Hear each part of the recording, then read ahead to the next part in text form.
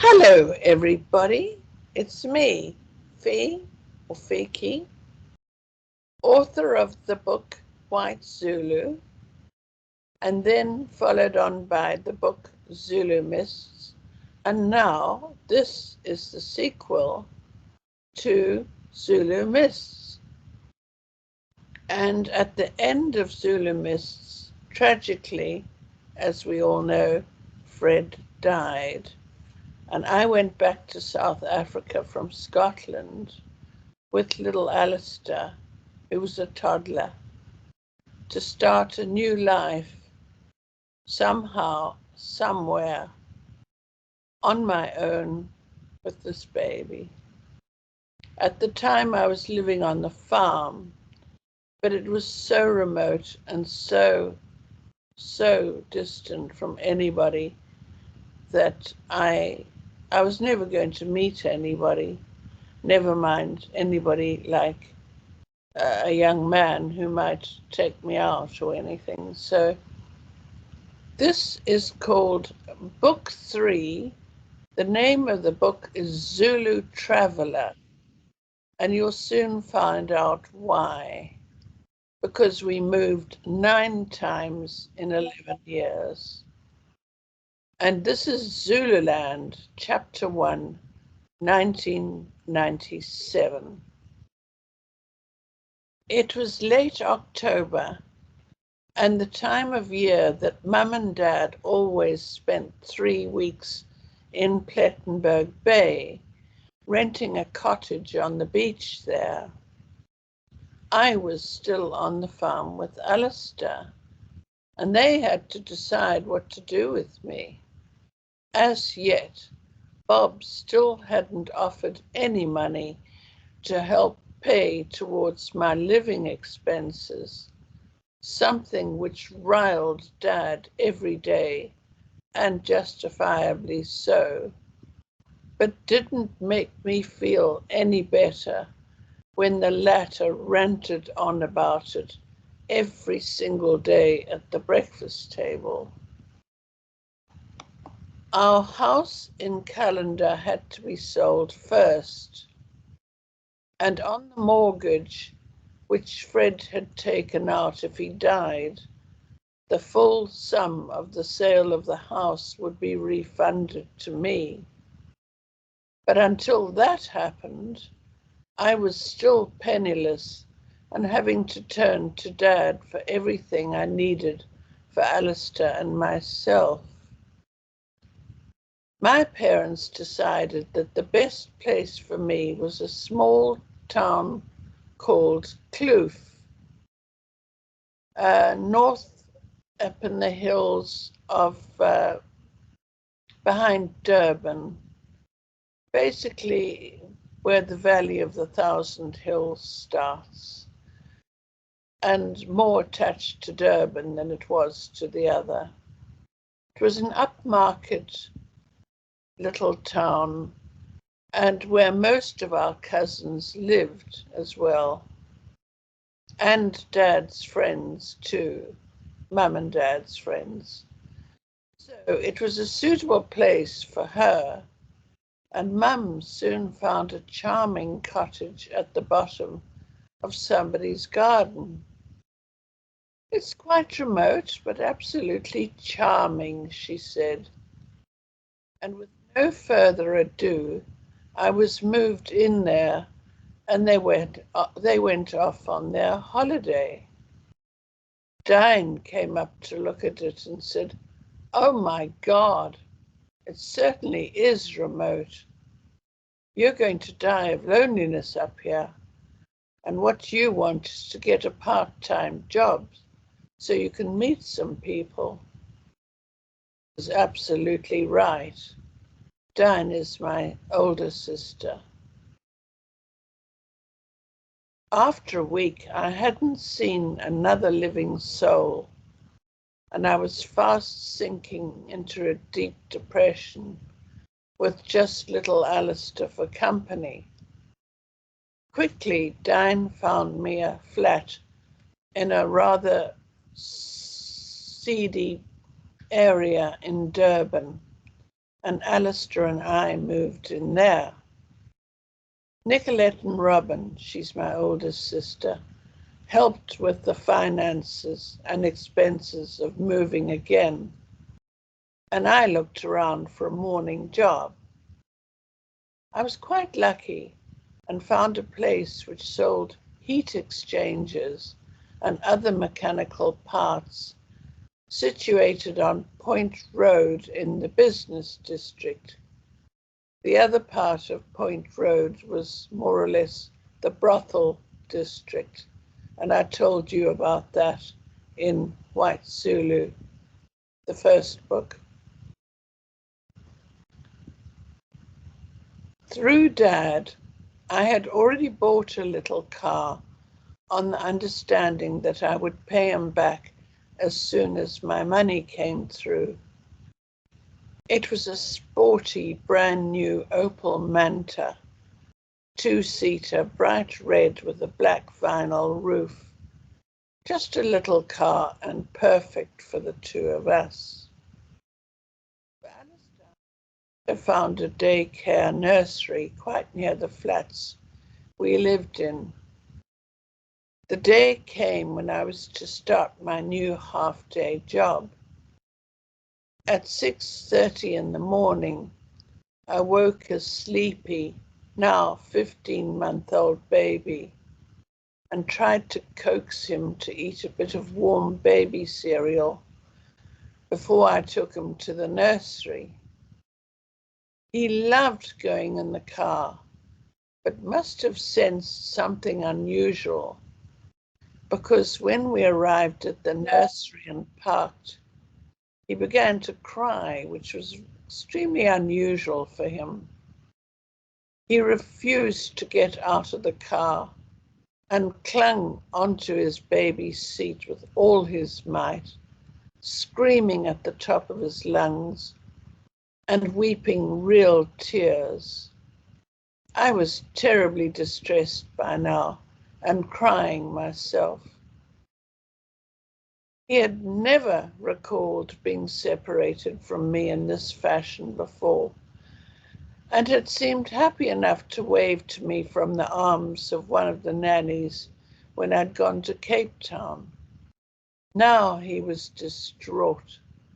Sobbing, I finally wrestled him into the car with all my strength, repeatedly unhooking each finger from the seat belt as he clung on for dear life. And we arrived, both of us, in a dreadful state. I was drenched in tears, and he was screaming his head off. This was the very first time ever that Alastair had been so terrified.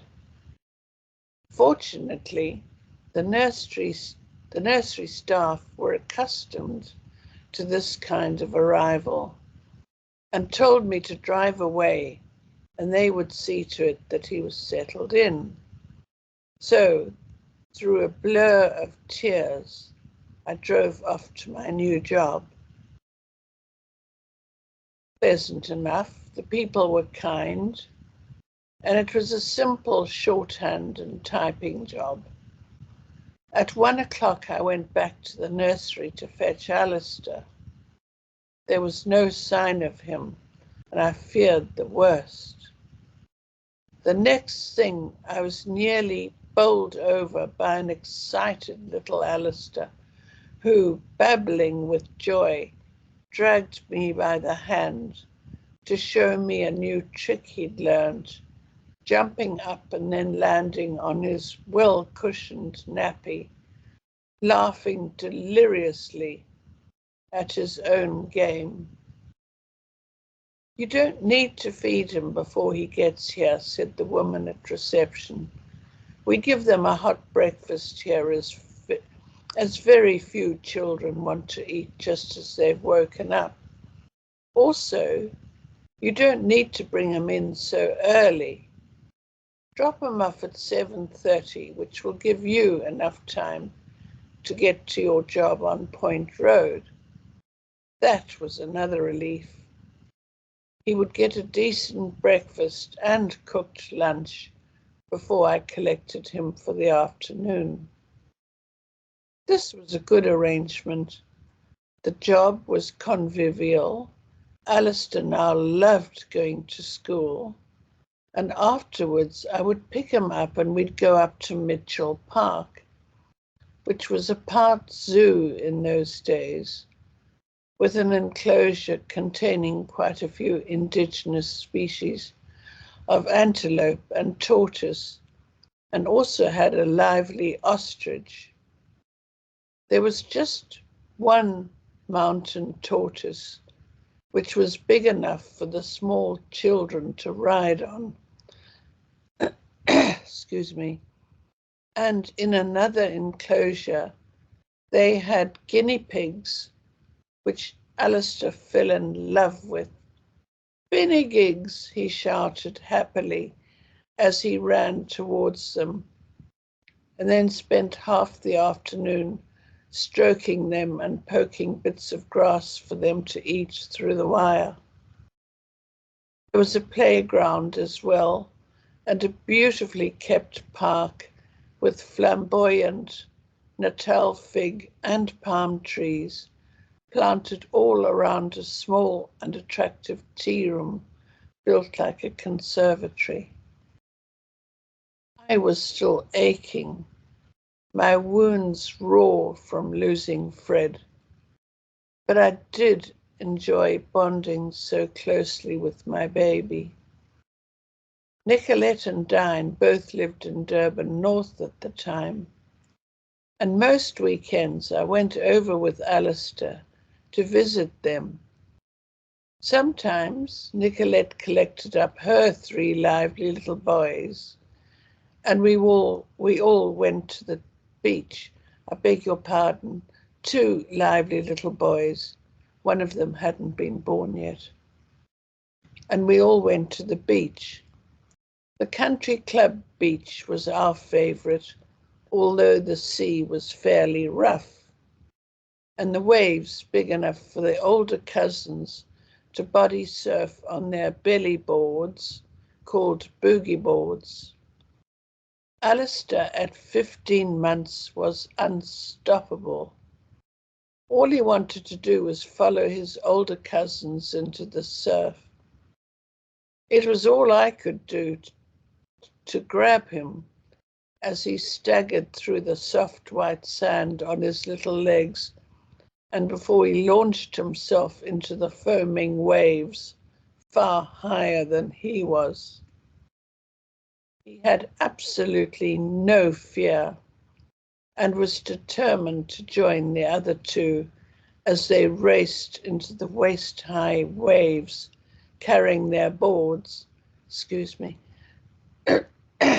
I must get a cough button. My next purchase. Carrying their boards to turn around when they reached the bigger breakers and fly back to the beach, coasting on the foamy waves. I sat in the shade of an umbrella chatting to Nicolette, but only in theory, as I tore back and forth, grabbing my baby just before he flung himself back into the sea. Finally, for his sake, and at Nicolette's suggestion, I tied his little ankle to the umbrella pole with one of the boogie board straps, gave him a bottle of juice, and he finally dozed off in the shade. Both Nicolette and Dine had swimming pools in their gardens, luckily well fenced, so that Alastair couldn't get in. But I began to teach him to swim, as it was only a matter of time before he managed to slip into one of those pools. Life for us was satisfactory, apart from a couple of issues. I got back to my dark, lonely, and stifling little flat. There was no television as a diversion. That medium was yet to reach South Africa. The country was still in the throes of apartheid, and the less we knew about what was happening in the country, the better, as far as our government was concerned. Also, all the National Party government ministers were Deur verkrampte officials who spoke no English, or if they did speak it, very badly. In fact, the ministers came across so badly on television that they held it off for as long as they possibly could. As a result, listening to the radio was equally bleak. All the stations were government controlled and equally divided between English and Afrikaans. So once Alastair was asleep, all I had for company was books from the local library. I was still taking a sleeping pill at night, because if I didn't, I would lie awake the whole night, craving to have Fred next to my side again, feel his warm body next to mine instead of the cold, empty bed. I would lie with Alastair on my bed and read children's storybooks to him until it was his bedtime, and then took him across to put him in his cot near the big window in my bedroom, as it was cooler there. I was unspeakably lonely. That's all for today. I want to just thank everybody for listening. I'm not sure I greeted you properly, but I will next time. And I want to thank John Moslane, who without his help, I couldn't do these videos. And also to Sean van Vuren for putting them up on the YouTube channel for me. Without these two people, I couldn't possibly manage. And I do have a website, which is www.whitezulubook.com, where you can find many, many more photos and a lot more information about this and all my other works. Thank you so much for listening, and goodbye.